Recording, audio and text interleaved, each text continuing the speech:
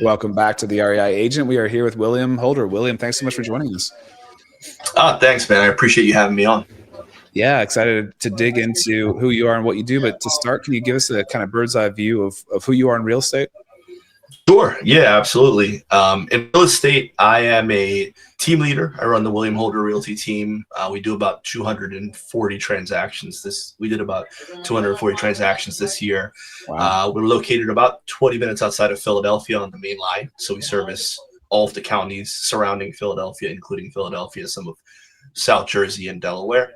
And I've been a full-time real estate agent for 10 years. I've had my team for 5, and we're growing. We're really just kind of hitting our stride in terms of the real estate team side of things. Yeah. I'm a broker as well, and honestly got into real estate to be an investor. Okay. So, we'll talk more about that. Yeah, perfect guest for the show. There's a lot of people that there's many ways to the path of enlightenment. Getting into sales and then starting to invest, like myself, or some people just had their license to do their own deals. So, William, what got you into real estate to start? Like, what made you get your license? So about 2011, I bought my first house. I was 23, and worked at a bank. I was doing loans for people buying houses, and I'm like, I should probably buy a house. Absolutely hated renting. I rented from the time I graduated high school till that point, and it was pretty horrendous. So I always knew I wanted to be a homeowner, and bought a house, had a job, was making a decent salary, $50,000 a year. I was fine.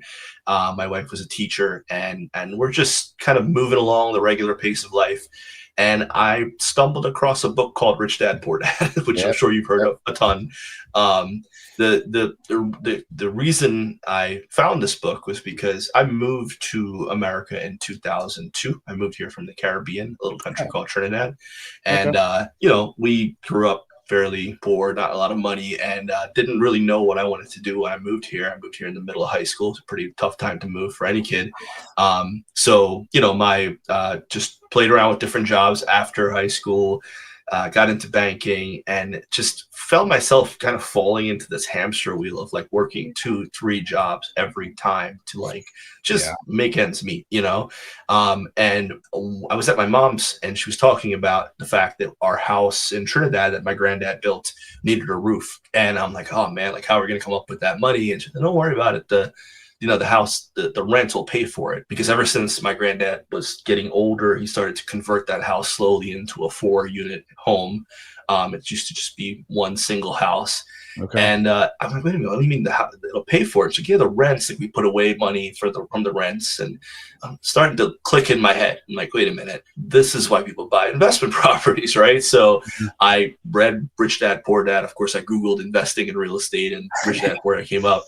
And I won't lie, I didn't read it. It's going to sound horrendous. I don't read a whole lot. I listen to a lot of podcasts like this, sure. And a lot of audiobooks. I'm on the road a lot, so reading isn't something I have a ton of time for. And the book kind of brainwashed me. I mean, it did. It's a real simple book. Hopefully everyone that's listening to this has read that book. It's simple, but it gives you the basic framework for what building a life out that doesn't require you to constantly be looking for the next best thing, looking for the next paycheck, looking for the next opportunity, or it's a different lifestyle. Something that I never thought I wanted to be a business owner or anything like that. But so naturally, I thought, well, I'm going to be a real estate investor. I should get my real estate license, right? I mean, I just bought a home, and my agent seemed to not love the process. I did, and I'm going to get my license. Got my license. The problem is I found out you need money to buy real estate. And that was something I did not have a lot of. And I was 25, just bought a home, pretty broke. So, I had to figure that out. So, of course, silly me, I'm like, let me get 2-3 more jobs and just work nights and evenings and weekends and save. And it was never happening. I mean, we all know what happens. Something breaks in the house, your car stops working, this bill shows up that wasn't supposed to show up, the taxes were higher than you thought, and it just kept going away. And I was in the same circle, and just realized like I was never going to get out of this unless I tried something different. And then I'm like, well, I have this real estate license. Maybe I should go sell real estate. It's what I want to do anyway. So that's where I started talking to friends, family. Didn't know a lot of people, so had to find ways to get in front of a lot of people. Yeah. And by 2015, I was so busy. I was running outside on my breaks, making phone calls, negotiating deals. And I just felt the pull, and it kind of happened organically as well. I was kind of hitting a ceiling at the job I was at, and had a great boss. I was unhappy. You're in your mid to late 20s. What am I going to do with the rest of my life? And you're just, I got to get out. So I decided, I pulled the trigger. I talked to my fiance at the time, and I said, hey, I know we have a wedding in a year. This is probably not ideal timing, but I want to quit my job. And she said, hey, if that's what's going to make you happy, go do it. Credit to her. She believed in me. It's a good test, William. Yeah. And I say this because about 6 months in, I thought, man, I need 3 more jobs, right? Like I was doing all the things, like door knocking, expires, and for sale by owners, and online. I was doing everything, running out of money. And I thought, man, I got to go drive Uber or do something to make ends meet. And my, now wife, then fiance she said, if you do that, you'll never commit to this. And this is somebody that she's a teacher. She doesn't do business, but she knew me. She knew like if I went after something else, I would fall out of this. And I'm happy I didn't. I mean, that first 6 months were horrendous, but I got through it. And then my first full year in real estate, I sold 36 homes, and then the next year 39. Nice. And in those 2 years, where the investing came back was, I was working with these investor clients who I didn't know the game. I didn't understand flips really. All I knew was that Redbridge, right? Mm-hmm. And I had these investor clients. They were brothers. They seemed like nice guys, and they were like, "Yeah, we have all this cash. We're looking to do flips." If you did real estate pre-COVID, it was pretty easy to find deals, right? Like. Right. In any market, there were, in the best markets around here, that you can't buy a house for anything less than 50K over asking anymore. In those markets, I was finding deals, and I was bringing them to these guys, and they would, by like the third one, I realized the pattern. They would be like, "Oh, we're losing money on this, and it's not turning into be a good deal, and would you like cut your commission?" And as a new agent, I was, I felt bad. I felt terrible. Yeah. I'm like, I want to help these guys. I want to make it work. I worked with them, and by the third one, I'm like, what is going on here? Like, there's no way these 3 deals were this bad. Like, they were all in some of the top markets around here. And looking back on it now, I know better. I was getting played, but back then didn't know any, right? So I decided to get a flip for myself, right? Again, no experience, not a lot of money yet. I was doing well in real estate, but I was just catching up. I was just getting back to green, from all of the red. And a property came up, and it was in a great town, but it was a gigantic project. Way bigger than I should have ever gone for, ever, right? Yeah. Like I know that now. But then in 2017, I'm like, I'm gonna go do this. Yeah. So I talked to my sister. I'm like, hey, we can figure this out, right? Like, you got a little bit of money, I got a little bit of money. We'll do a 203K. I got super creative. I was one of those people. I probably shouldn't say that on here. I might get arrested. But I did that, and it was a nightmare. It was 3 years of absolute torture. Oh. I made all of the mistakes. I hired the cheapest contractor, and then they took off and filed bankruptcy. The second contractors I had, I thought I did the right thing. I thought I'd vetted them. I thought I went to their job sites. They demoed the house because it was that bad. And when I gave them my first draw for framing, they filed bankruptcy. And then I hired a lawyer who I found out was being disbarred when he took my deposit. Oh my gosh. And then finally, like, this is a year and a half in, 200K in the hole. Literally, I was selling houses to just not go bankrupt, right? Like, I was literally digging every sale I could find to keep up with the debt of this project. I didn't want to fail my sister. I didn't want to fail myself, my wife. I wanted to make this work.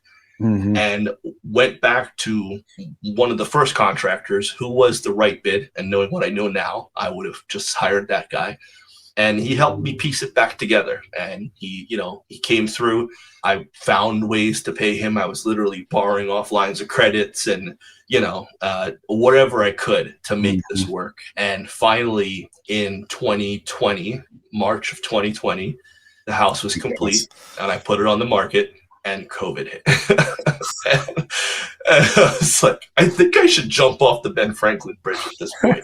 This is never going to work for me. I should just give up. I don't know what I'm doing anymore. So I moved into the house. Oh, wow.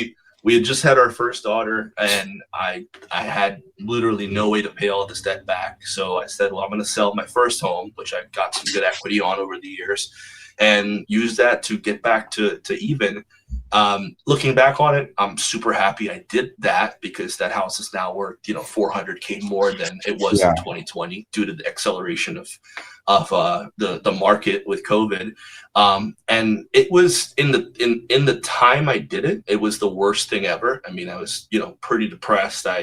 Making everything work. It didn't make life great for 3 years, but looking back on it, it gave me the tools I needed to do what I'm doing now. And my silver lining is it was my bachelor's degree on how not to do real estate, right?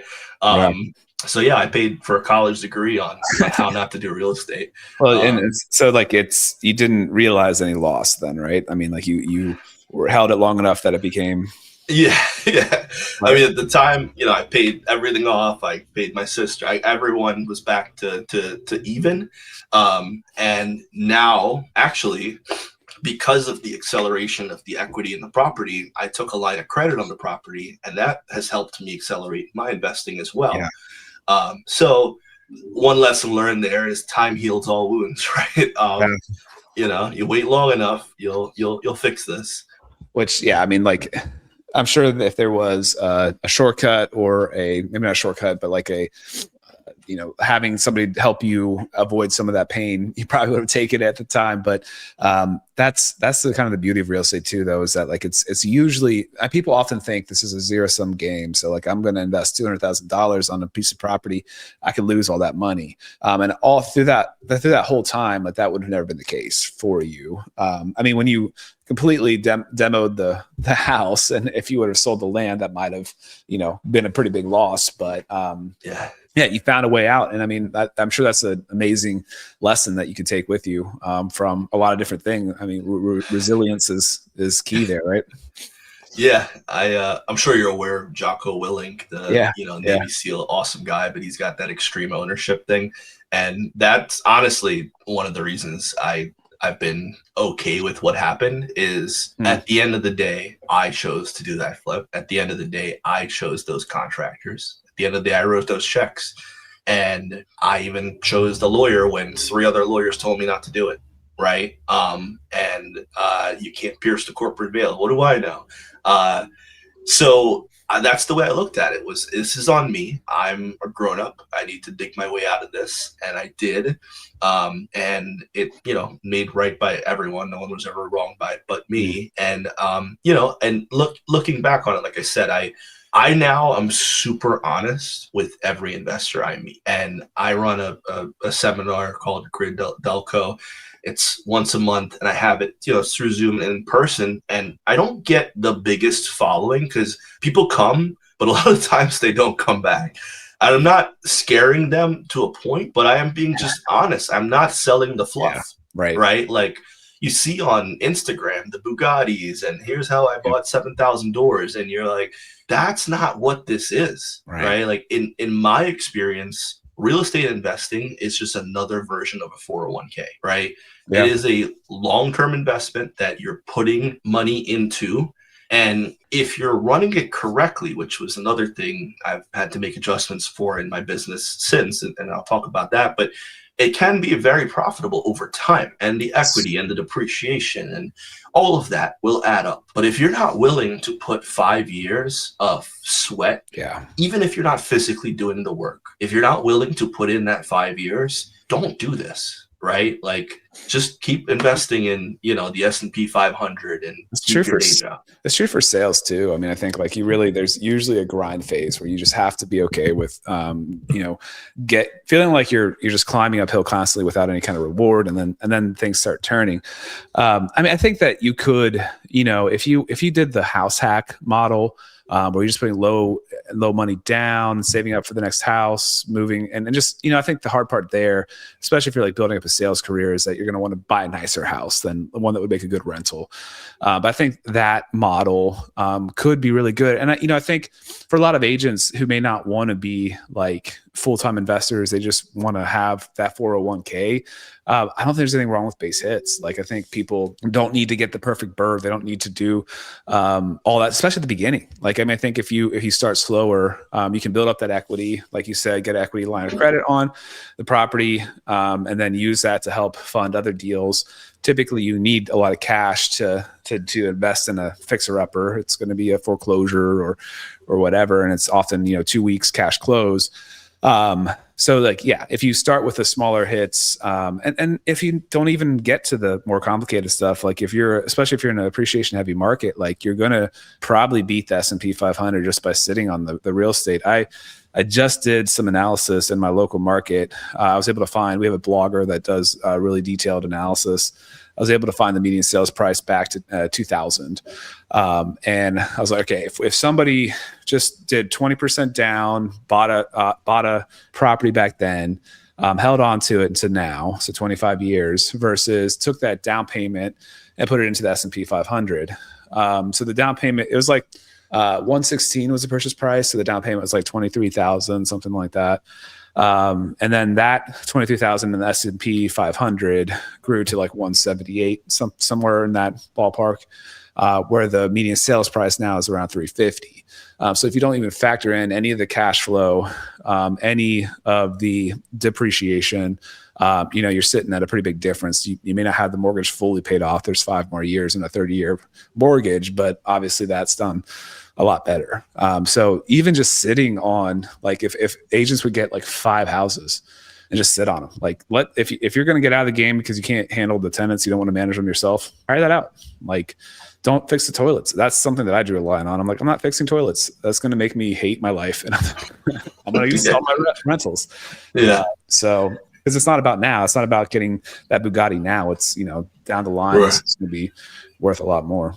Yeah, and look, I'm not all poo-poo. I love the BRRRR method. It's what I've done for the last 5 years. We have 70 doors. I've done probably 12 flips. Wow. And about 20 properties total throughout Pennsylvania. I haven't invested in other states yet. I still kind of like the control aspect. Sure.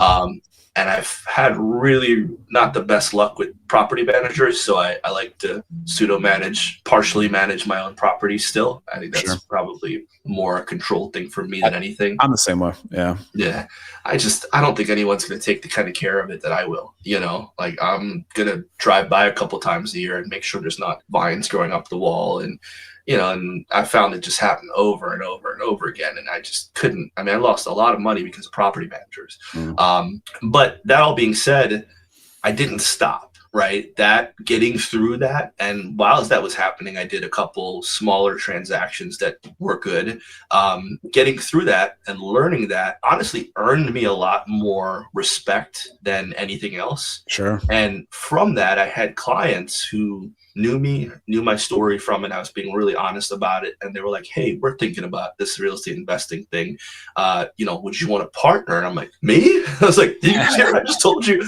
And they're like, well, you know, you're obviously learned a lot, you know, more than we do. And we think you're going to take this somewhere. And I'm like, okay. And here we are 5 years later, you know, a lot of equity, a lot of depreciation that helps me as a business owner. Cash flow is great. But the one thing I would say to people that do BRRRRs, and this is one thing I learned, is that, yeah, the BRRRR is awesome. It's my favorite type of real estate investing. Yeah. That being said, you can't just do BRRRRs because they're never perfect, right? Like, it's rare, even if it's a 10 unit, 11 unit building, that you have the cap rate perfect and you do the math exactly right and you're really good at this and you know how to do it, even at my, like where I'm at, or even super successful investors that are doing a lot more than I am. You're going to leave money in it, right? Like, you're going to. It usually happens. And if you're constantly doing BRRRRs, that money's coming from you, right? So that year that you would have maybe made X amount, you're making less to hold that BRRRR. So I've learned that we had to switch our cadence up, where it was, instead of just BRRRR, BRRRR, BRRRR, it'd be BRRRR, flip, BRRRR, flip, BRRRR, flip, or, you know, 2 flips while we're doing a BRRRR. And that has changed the entire game, you know, because I found that now the BRRRRs, the flips are the income to our business. Right. Right. And just doing BRRRRs, you're not actually making any income until you've turned them over. So in the meantime, you're just expenses. Yeah. So once we changed that up, it was a game changer. And again, I learned that along the way. I know a lot of people don't like flips. I get it. They're not great. You gotta pay taxes. It sucks. Yeah. Well, I was going to say too, though, like with that method, you're going to be able to, you know, have some accelerated depreciation from those BRRRRs that you're holding, that can help offset the profit from the flips.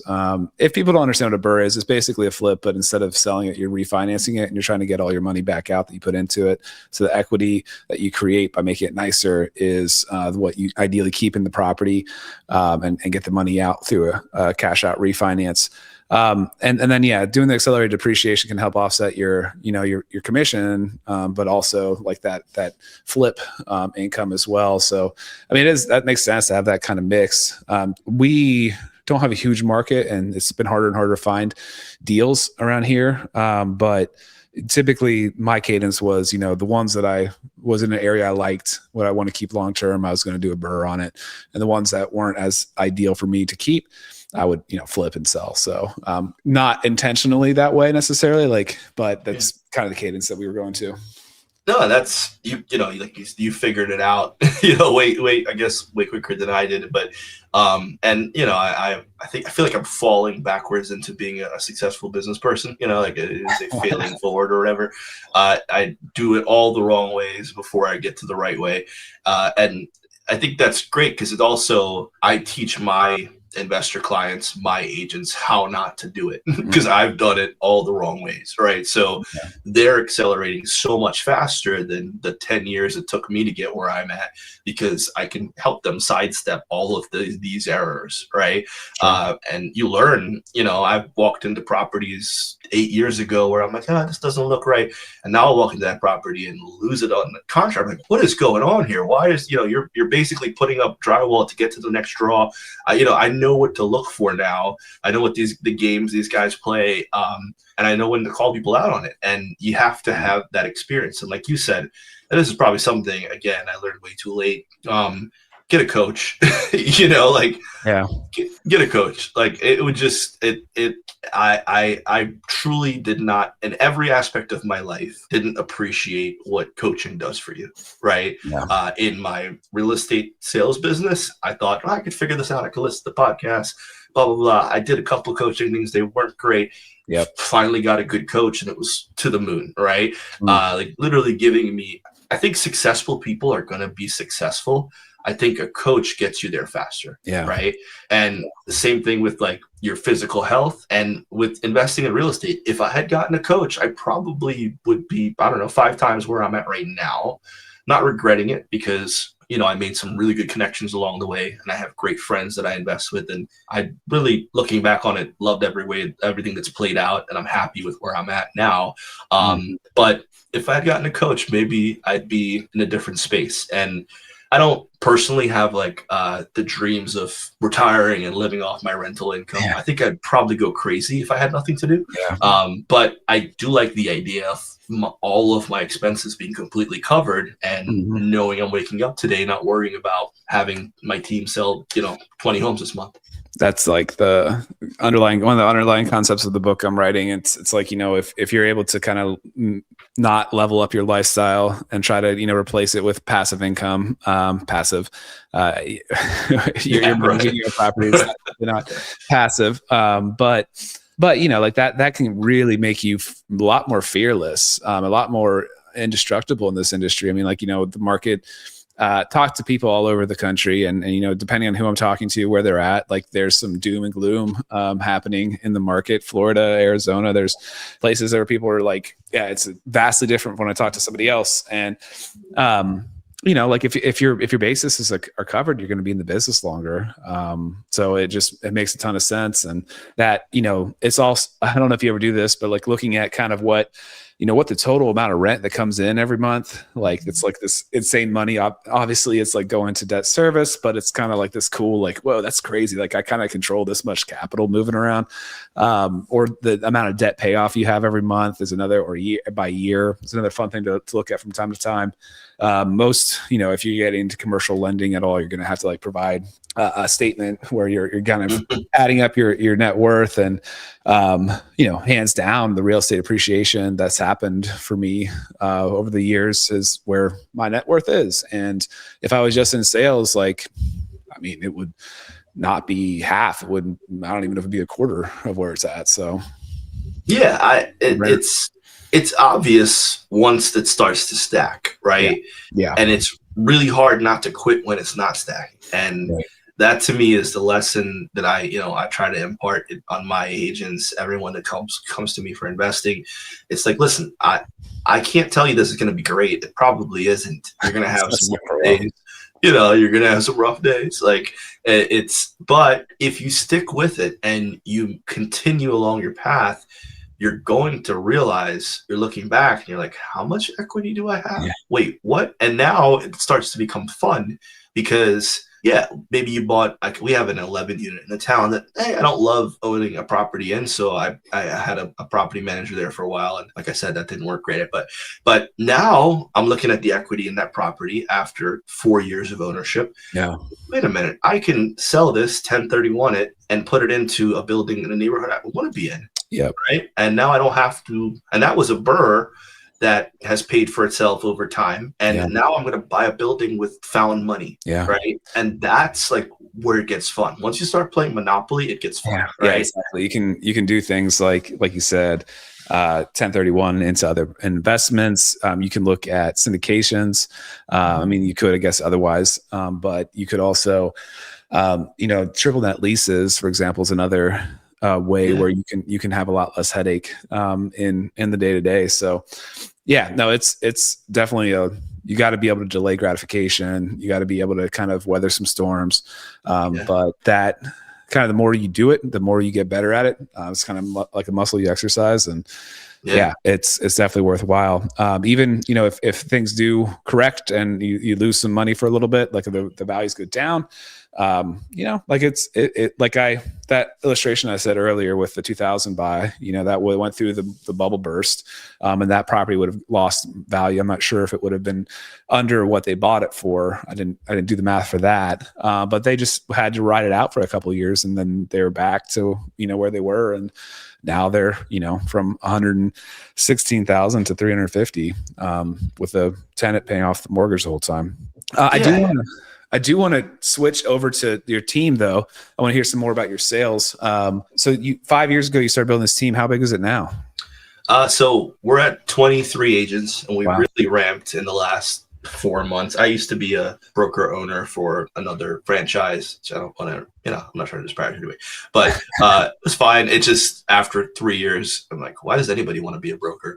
It just seemed like all of the worst parts of the business, right? Yeah. So we switched to a different model under Real, and it gave me the opportunity to actually grow my team without all of the expenses and worrying about the broker side. And there's a lot of great things about that model that works for me, but our team is grown about 8 agents just in the last 4 months. So we're up to 23 agents, and we're really ramping now. Like we're in I knock on wood, but we're in the snowball phase, like where, you're any business, you're profitable when you're yourself. super profitable because you don't have Mm-hmm. overhead, right? And then you hire an assistant and you jump up in profitability. And you hire an agent or two and you're like, okay, this is great. But then you start to scale and you have to hire more people, you have more expenses. So your profitability dips. And that's the truth about, I think, most businesses, but real estate teams especially, that Okay. people aren't willing to say, is that in that like 4 to 20 agent range, your profitability is significantly lower than if you were just an individual agent. Like Okay. I've done all of the math. And I tell people, like, before you start a team, make sure you want to do this, you know, because just like anything, there's that dip where you're covering the expenses from your own commission until it comes back up again. And we're already up and it's finally profitable. And, you know, my agents are super happy. And for me, I in 2020, when I was finishing up all that, you know, I was pretty, like, you know, not to overshare, but pretty depressed about it all. Yeah. And I felt like it was, what's going to happen here? You know, like, why is this all worth it? And that year I made the most money I ever made ever. And I was still not super happy. And I'm like, well, if this isn't going to make me happy, what is, right? And I've found that, you know, I used to get little dopamine hits from selling houses. That was really fun and great at the time, but it would wear off. What I found is that like helping my agents crush has been like my new life, like joy, and helping them invest. And I invest with some of them now and helping them build out their portfolios. So that's like my new thing. I love what I do. I'm probably never going to stop selling real estate in some aspect. I don't have any desire to quit my job or anything like that. I just want to keep helping people win. And, you know, and it's fun and I'm building a great life now. And, you know, I'm always going to make mistakes like anyone else. Yeah. But I think, not to give, it's okay if I mention another big podcast. There's a podcast called the Founders Podcast. Have you ever heard of that one? It's a great podcast. This guy, you know, reads about history's greatest founders. And one of the things I found after listening to it over and over again is they all just did one thing and stuck to it for a long time. And like, that's what's been missing. You know, you see like everyone wants that instant like Bitcoin money, you know, where they're all of a sudden a millionaire. And I'm good with knowing I'm going to be doing this for decades and I'm going to have a good life and I'm going to enjoy it along the way and my kids are going to be happy. And, you know, I don't need to get there today. And embracing that has actually sped up my like success because I'm just happier doing it. Right. And that's what I say to my agents. I'm like, this isn't going to happen overnight, but if you're really willing to commit to it, like, I'll show you how to build a business. I'll show you how to start your own team. I'll show you how to build a real estate investment portfolio. Like, this is fun. It's fun. And, you know, changing people's lives and perspectives is just, it's great. It's a good meaning for life. And I'm never going to stop investing. I actually just ramped up my goal for next year. We talked to all my I have small partnerships with friends. I don't really syndicate or anything, not yet, at least.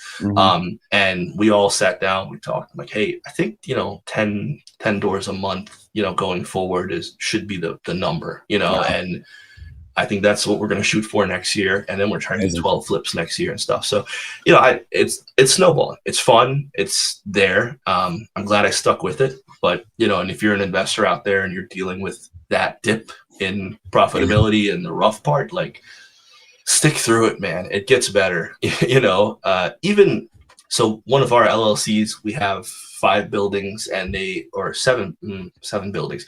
And it does well, and we BRRRR'd those buildings. But when we did our most recent cash out refinance, they required us to put flood insurance on it, which is a killer. So profitability dipped significantly. And I'm like, man, this really sucks. And I'm not loving these buildings anymore.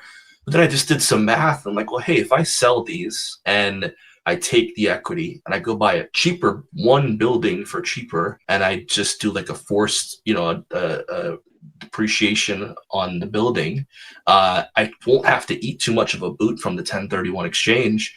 And now I can have a super profitable building with a ton of equity that, you know, is less units under one roof, but I don't have to deal with flood insurance anymore. You know, so there's always like creative ways to get out of properties if they're not, you know, meeting your criteria anymore. And just have options if you're in the game. And every year you buy, every year you rebuy your own properties, right? Like, you're deciding if you want to own that property next year. So when you look at it, if it's not a good deal anymore, it doesn't work for you. Property taxes went up, the flood insurance went up, whatever it is, the tenant, you know, aren't paying great. sell it, buy something else, do something else with it. You said you were writing a book. What's the name of the book? Not 100% You're sure. allowed to say it? Okay. No, I haven't fully decided yet. It's in the third round of editing. So like the launch team and stuff hasn't started yet, but it's gonna be very similar to the title, probably the REI agent or something to that extent. But yeah, no, it's based your story basically. Like I think it's getting through the grind of the beginning and trying to keep your expenses low, try to invest while you go. I'm a big fan of doing the house hack to begin. If you can swing it with your personal life, I think it's a great way to get started. And then but I think it's more geared towards the beginner phase. So mentions things like team building and mentions things like syndications, but we're not really focused on getting into more complex things. I think you really need to get started and not try to do advanced chess before you've even taken the first step. So I think if I had read some more books and things like that, I probably would have. I looking back on it, house hack is the perfect way to start your investing career, and I completely agree with you. If I tell every client I have that fits the criteria of a possible, they can live in a unit, rent out the others, or even just rent out some rooms. I tell them, try it, do it, man. Like do an FHA, 3.5% down, and then go buy you could buy a triplex or, up to you can buy up to 3 units or up to 4 units. 4 units, with FHA. And then you can buy a duplex after that with a 5% conventional. So you can get 6 units with 8.5% down. And then you go buy your home you want to live in, right? And all of a sudden you have 6 units. And they might not be the most profitable because you have PMI and things of that nature, but they will gain equity, and you living there even like, so our market doesn't have a lot of multifamily. It's harder to come by and it's expensive. So we just bought a single family house. We were it's very similar to your story, honestly. We were mainly trying to pay off student loans. We had $120,000 and we were making like 70 or 1,000 together or something like that. And we wanted to try to get that done as fast as possible to be able to start a family, not have that hanging over our head. Listen to Dave Ramsey put our house on a 15-year mortgage. We started off with an FHA, refinanced it with a 15-year conventional, never rented out a room. But then once, my sales career got going, we saved up some money and bought another house and just turned that into a rental. Didn't cash flow incredibly well, but now we owe like 30,000 on it or something. So like, if you look at it from a portfolio standpoint, like, if you're looking at how much debt's being paid off, there's a ton every month from that one. And, again, options, we could sell it, refinance it. We could do a lot of different things to kind of tap into that equity. And it's a great lever now we can pull whenever we want to. Yeah. I mean, you can go cash out, refi, and buy 2 properties with the equity. Right. And 100%. There you go. It's awesome, man. I didn't mean to start this whole thing off on too much doom and gloom. I had a rough start to it, but where I'm at now, if you have the stomach for it, I don't recommend any other path. I love what I do. I love selling real estate, my team, but I love investing in real estate. I love looking at that and knowing if worse comes to worse, my wife and I were discussing, potentially we might have to do like IVF for another kid or something. I could sell a house and just pay for it.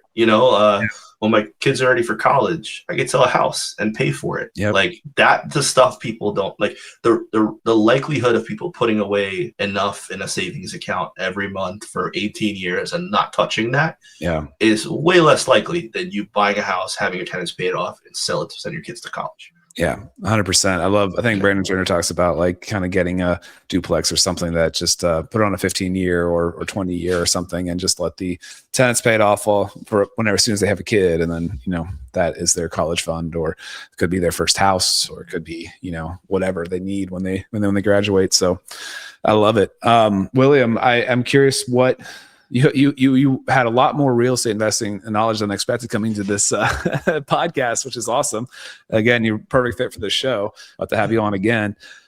Curious about if you have a golden nugget to share to our listeners. Golden nugget. I think I actually probably squeezed it in there, but I think I tell all of our investor clients, now is understanding, as much as I love BRRRR and it's literally all I talk about, you have to get into flips too, right? Don't only try to do BRRRRs. You're going to be using a lot of your own cash. You're going to constantly putting money into these things. You're not going to get them out for a while, and it's going to cause a strain on your life, most likely. So BRRRR flip. Everyone I talk to, I'm like, please adapt that cadence. Unless you have a lot unless you have a lot of money and you're starting in real estate investing, which isn't most people, right? Most people are starting with little money or none, like I did and we did.